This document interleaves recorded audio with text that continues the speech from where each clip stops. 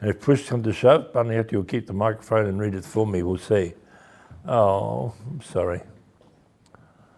Tahiramata, old age. Yeah. That's actually a good introduction to today's message. Actually, pull it up if you need it. Only if I want it? Are you kidding me? And even better if it blocks my face from the camera. That's great. No. It's good.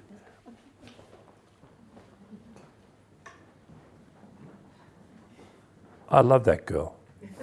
Oh, and this guy too. You're all good. You're all reasonably good. It's great. Oh, okay. Why don't we thank you for praying, Panayoti, and I'll pray again now because I think my headspace is whizzing around. Lord, thank you that we can meet together like this and now gather around your word. And I pray, Father, that you would speak through me, that you would use your word and achieve your purposes in the hearts and minds of each and every one of us.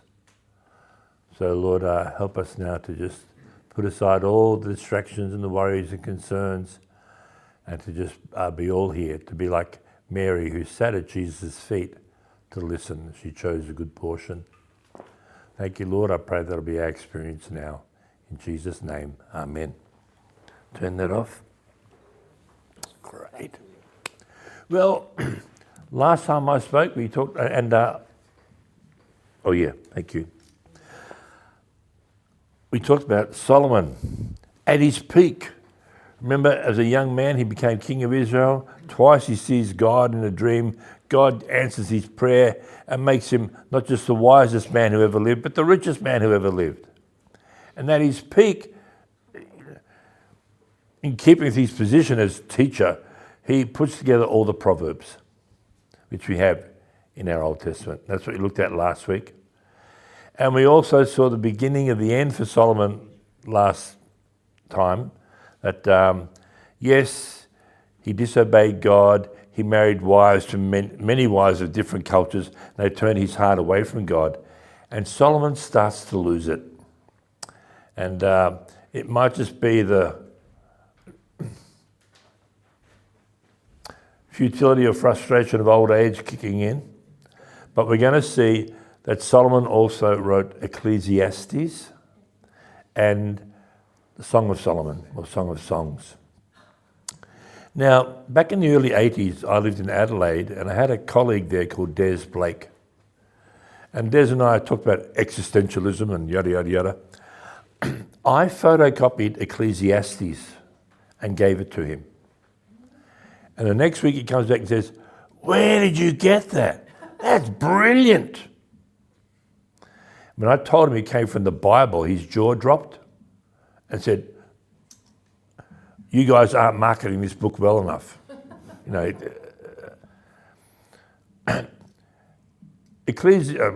existentialism, well, you know, in the last century, what's that? In the 1900s, it took over. Most philosophers were saying, well, and even earlier, you know, we're here because we're here and there is no purpose and so on. And you're going to see that this book, written 3,000 years ago, conveys exactly the same message. And well, as Solomon puts it, why am I here? He had everything. Money, power, women, you name it. And he was unhappy. It reminded me, and so really the main thing about this book is, why am I here? What's the point? He tried to get a handle on his life. And I tell you, before I became a Christian, my last 2 years at high school, that question was eating my lunch. What's the point? I couldn't make any sense out of purpose for life. Now, we're going to kick off with this Bible Project video overviewing, because I'm such a fan of them, on Ecclesiastes. So thank you. I'll hand over to you, Alex. Well, let's look at some of those points. They do a great job in summarising the book. Here we go, next. Yeah. What's the point? And again, a question that I often ask myself in my teenage years. And I'll be honest with you, occasionally, even nowadays. Everything is meaningless, says the teacher. Completely meaningless. What do people get for all their hard work under the sun in this life? Generations come and generations go, but the earth never changes. The sun rises and the sun sets, then hurries around to rise again. The wind blows south, the wind blows north, around and round it goes, blowing in circles. This is human history. You enter here and you will exit there. And when you try to look at the significance of your life, I look at my life in light of that perspective, it's very hard to place a high value on my life. He then goes on to say in chapter 1, it's never enough. We never feel complete. Rivers run into the sea, but the sea is never full. And the water returns again to the rivers and flows out again to the sea. The water cycle. Everything is wearisome beyond description. Oh, I'm sorry. Forgot. Beyond description. No matter how much we see, we are never satisfied. Insatiable that we are. No matter how much we hear, we are not content. We always want and somehow need more.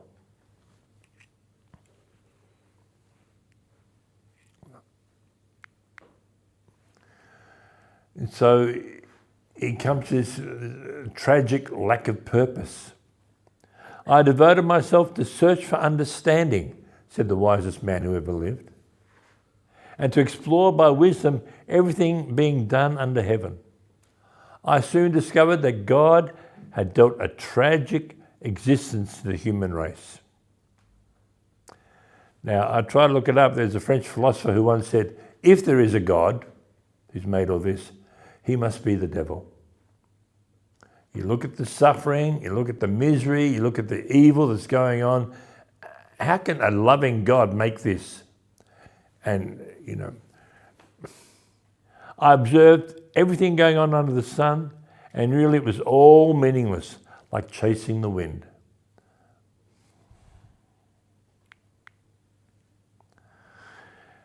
And the greater wisdom doesn't help.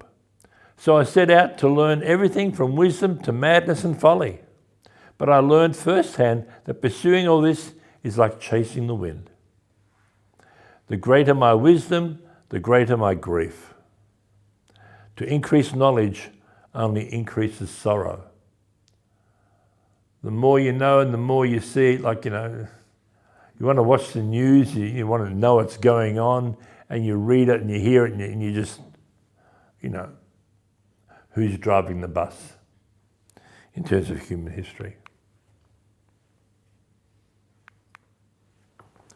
So, yes, he tried wisdom, that didn't help. So I said to myself, chapter 2, come on, let's try pleasure. So the word hedonism, pleasure, okay? Let's look for the good things in life. But I found that this was also meaningless. So I said, laughter is silly. What good does it do to seek pleasure? After much thought, I decided to cheer myself with wine. Let's escape. That being drunk would dull our senses and our misery, drown our sorrows. And while still seeking wisdom, I clutched at foolishness. And he concludes that didn't work either. I also tried to find meaning by building huge homes for myself and by planting beautiful vineyards. I made gardens and parks, filling them with all kinds of fruit trees.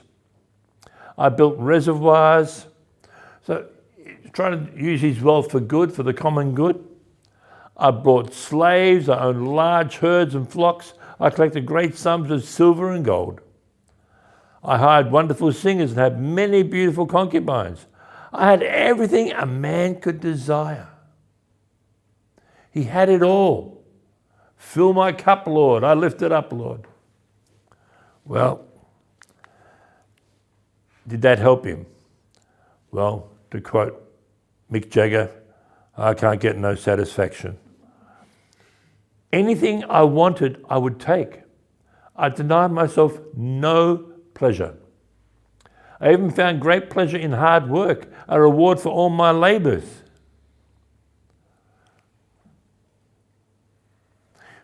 Now, having been a university lecturer for many years, you sort of wonder, well, what have I really passed on to these people? What good have I done?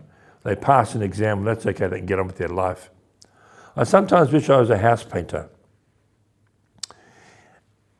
You paint the bedroom, at the end of the day, it looks great. Think, yeah, I did that. Okay, and you can walk away satisfied.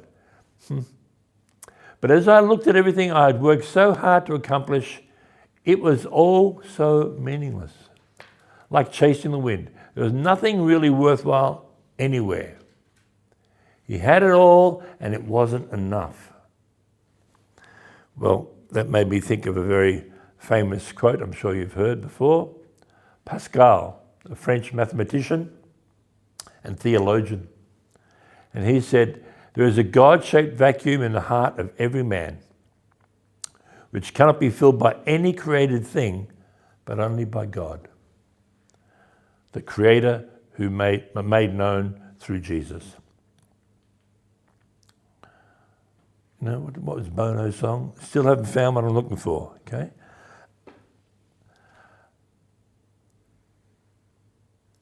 People are looking for purpose and significance. And if you think you can find it in, well, I'll get my PhD and everyone will call me doctor or whatever it is, okay? Well, that won't, if that's why you're doing it, that won't fill the gap. If you think, well, once I get my first million, that'll be great.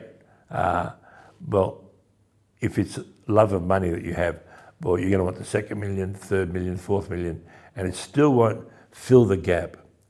The moment Adam and Eve disobeyed God, they were kicked out of the garden, they were running on empty.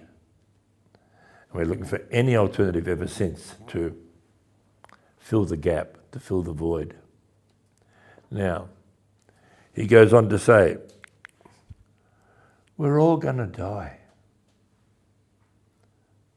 I know we know that with our heads.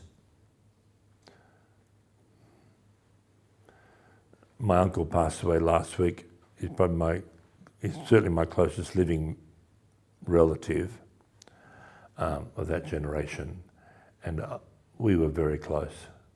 He was 93. It was no surprise, but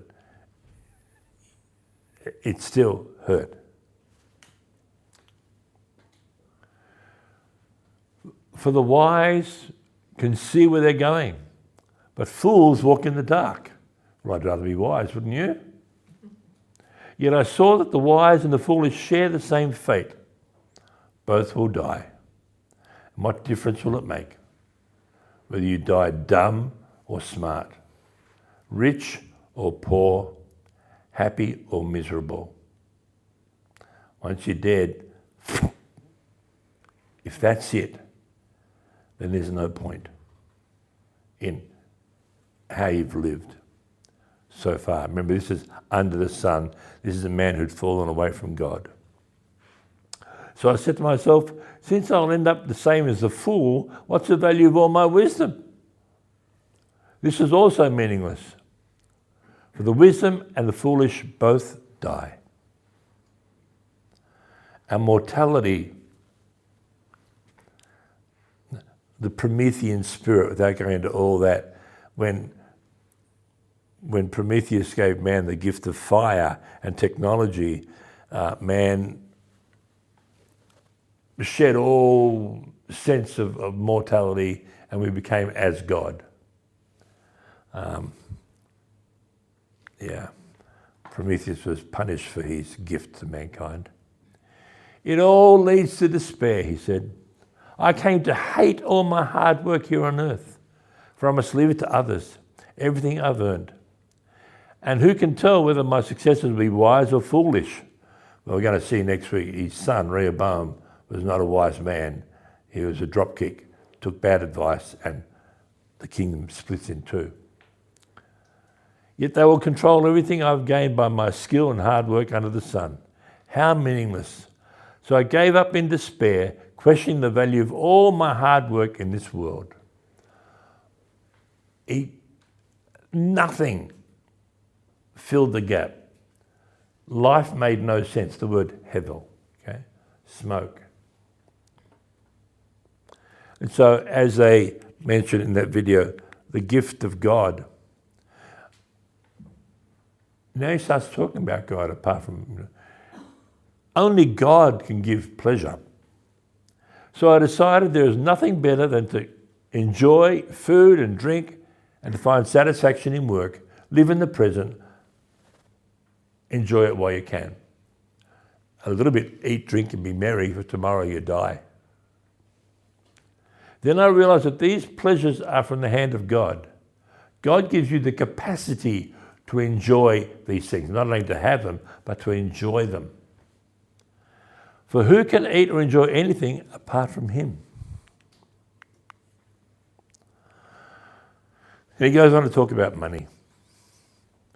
Those who love money will never have enough.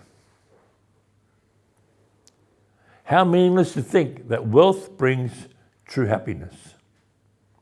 The more you have, the more people come to help you spend it. So what good is wealth? Except perhaps to watch it slip through your fingers.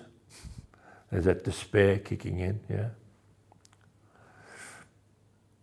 I wrote there 1 Timothy 6:10, the most misquoted verse in the Bible in movies, when they say, money is the root of all evil. Yeah, a lot of movies, they'll come up with that line. And is that what the scriptures teach? For the love of money is the root of all kinds of evil. Thank you, Caleb. The love of money is the root of all evil, because you never have enough. I wrote there in my economics, diminishing marginal utility. When you're thirsty, that first glass of water, oh, I love it. You might even want a second one. But you get your third glass of water and it sits there for about an hour. The utility or the usefulness you get from each successive glass of water is reduced. Now, I'm not naive. Anyone who says that money is not important is ignorant, okay? Money is important until you have enough to survive. And then it should taper off. And then I should think, okay, I'm earning enough money now, I can feed my kids and keep our house. Well, now I could seek more work and get more money, but no, my wife needs a husband, my kids need a dad. They become my priority. Once I'm earning enough. And we need to know where to draw the line. When is it enough? But for those who are seeking money to fill the gap, it will never feel like it's enough. And one of the first guys I led to Christ and discipled, he was one of 7 kids. And his dad had a very high up position in the education department, and they all hated him because he lived for the job, divorced in the end, and it was sad. He was a workaholic. Try to fulfill his sense of purpose and mission by giving himself to the job, which was never quite enough. Okay, that's enough on that theme. There are many other, and then a lot of Ecclesiastes gets on reads a bit like the Proverbs. Here's one. 2 are better than 1. 2 people are better off than 1, for they can help each other succeed. If one person falls, the other can reach out and help. But someone who falls alone is in real trouble. Likewise, 2 people lying close together can keep each other warm. But how can they be warm alone? 3 are even better, for a triple braided cord is not easily broken. Now that is so often shared at wedding ceremonies, isn't it? Husband, wife, terrific. 2 are better than 1. With Jesus as a third cord, in the rope, you're even stronger. There's a story in the Old Testament of a tribe that had a house, had a village in a beautiful spot. They were very isolated, had nothing to do with anybody else. I think the tribe of Dan came along and said, well, you know what? It's there for the taking. And they took them. Okay? And because they were alone, without support, they were vulnerable. Brother, sister, you are not supposed to live the Christian life alone. We have each other. We all need significant brothers and sisters that we trust, that we can share our burdens with. A burden shared is halved. A blessing shared is doubled. We should be living like that. All the one another verses that we've talked about before.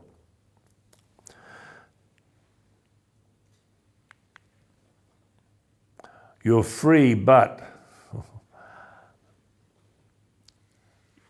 young people, it's wonderful to be young. Enjoy every minute of it. Do everything you want to do. Take it all in. But remember that you must give an account to God for everything that you do. But I shared that a couple of times in a witnessing situation.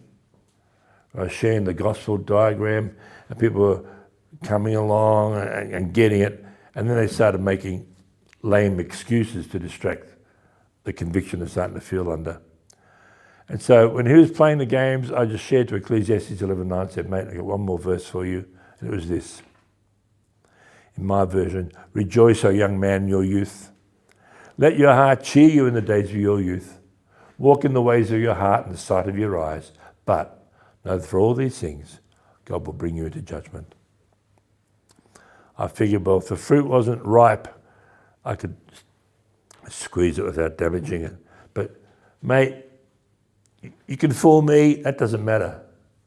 But you'll never be able to fool God. And one day, you will see that this is true, and it'll be too late.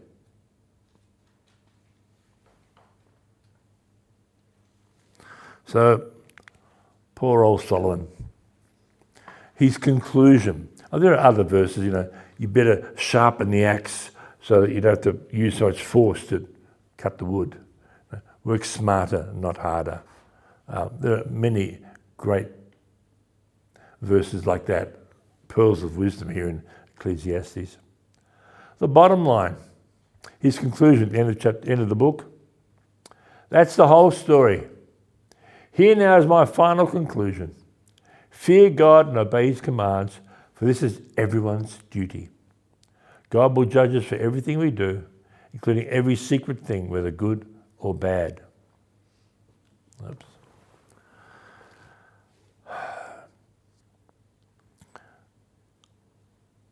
He knew enough. And I think at this stage of his life, when he'd sort of fallen out of communion with God, he still knew enough to conclude that under the sun, without God, there is no purpose. Ultimately, the chief end of man is to know God and to glorify and enjoy him forever. He came back to that right final conclusion.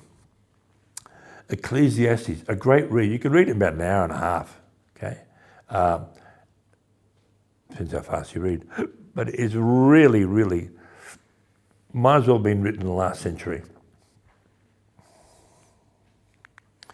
Well, that's what I want to say about Ecclesiastes. Let's talk about the next book, Song of Solomon, or Song of Songs. I'll hand over to my sister Alex to take care of that.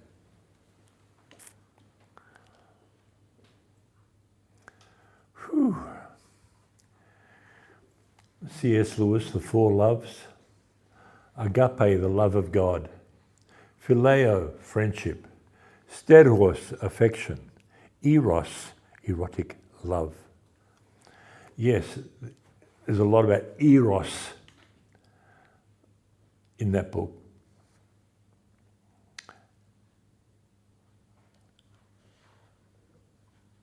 I mean, I am meant to agape each and every one of you. There's only one person on earth that I can reserve eros for.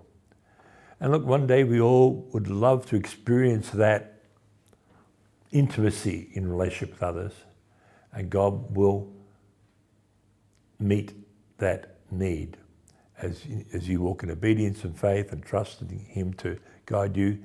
May He direct you to the man or woman that is His choice for you. Now, I just want to share a few of the verses that the Lord has used with me over the years, on me, from Song of Solomon. Song of Solomon 2:3. Mia and I met during my first year at university, and you know, I won't go into all the details now, but we were struggling to work out the will of God for our future. Okay, and this one though, like the finest apple tree in the orchard, is my lover among other young men. I sit in his delightful shade and taste his delicious fruit.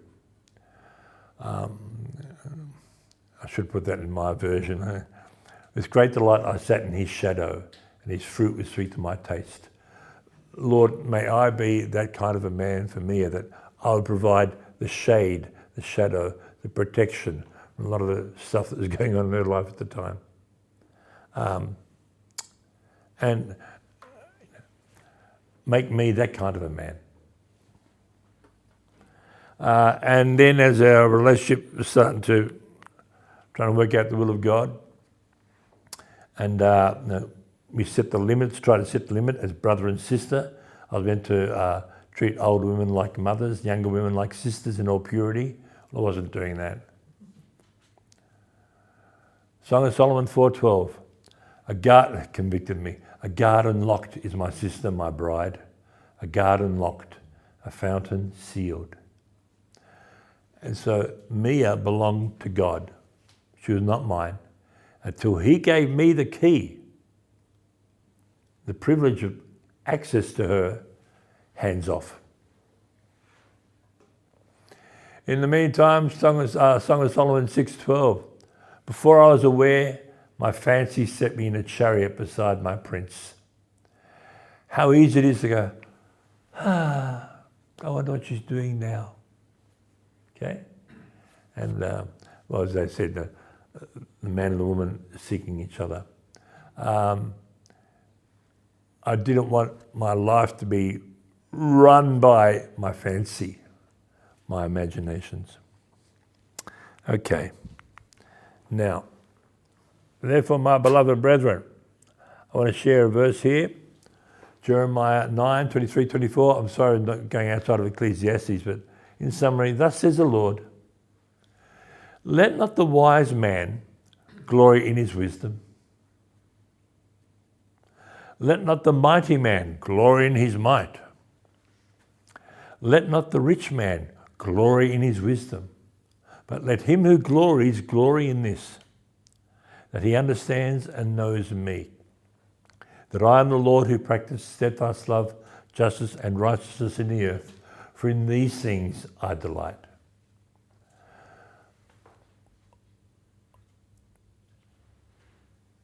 You know, I had this thing going at RMIT, this student mentor program that the Lord just multiplied over and over again at RMIT.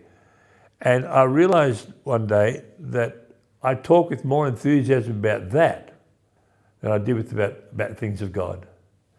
And He convicted me. Costa, your identity is in that. So, well, I tried to back off that. But what about you?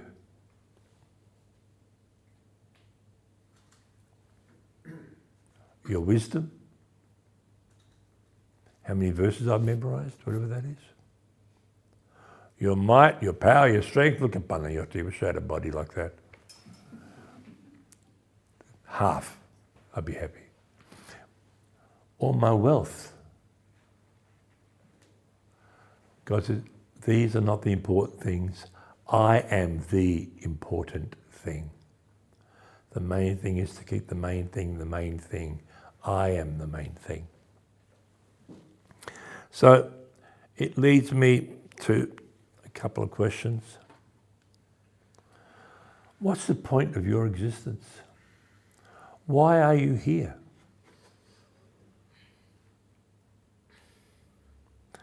And for some of us, life is really hard and challenging, and it's a struggle to get out of bed. I can't imagine hating my job. That would just hate my job, hate going to work. Life's too short to live like that. Okay. If you aim at nothing, you'll hit it every time. But what are you aiming for? And again, another verse in Jeremiah, but he says, "For my people have committed two evils." Israel had done this. "They have forsaken me, the fountain of living waters, and hewed out cisterns for themselves, broken cisterns that can hold no water. They rejected God and worshipped Baal and Molech and these other things." And may we never get sucked into having other things we invest our lives in to the exclusion of God's will. I mean, we talked about our grandchildren before, and yes, it's a privilege to have children and grandchildren, and yes, we invest into them, but that's as unto the Lord. That's, the gift that he has given, responsibility he's given, privilege he's given, and we do it to represent him to meet their needs. Well, before we have communion, I feel like it's been really profitable the last few weeks to do this. This is something I did with a student group, a tutorial group of mine, early in my time at RMIT. They were half Malaysian Chinese and half local students. And I said to them, imagine you're on your deathbed, 70 years' time, and you have the unique opportunity to sit back and think, has my life been worthwhile? Have I been a success? What criteria would you use? I actually got them to write down their answers. I'll finish that part of the story now. All the Aussies said wealth and have I had fun. All the Malaysian Chinese said wealth and have I been respected in the community. Wealth was the common answer. So I said, how do you spell success? S-U-C-C-E-S-S. I said, no, that's not what you've told me. I turned the S's into dollars and the C's into cents.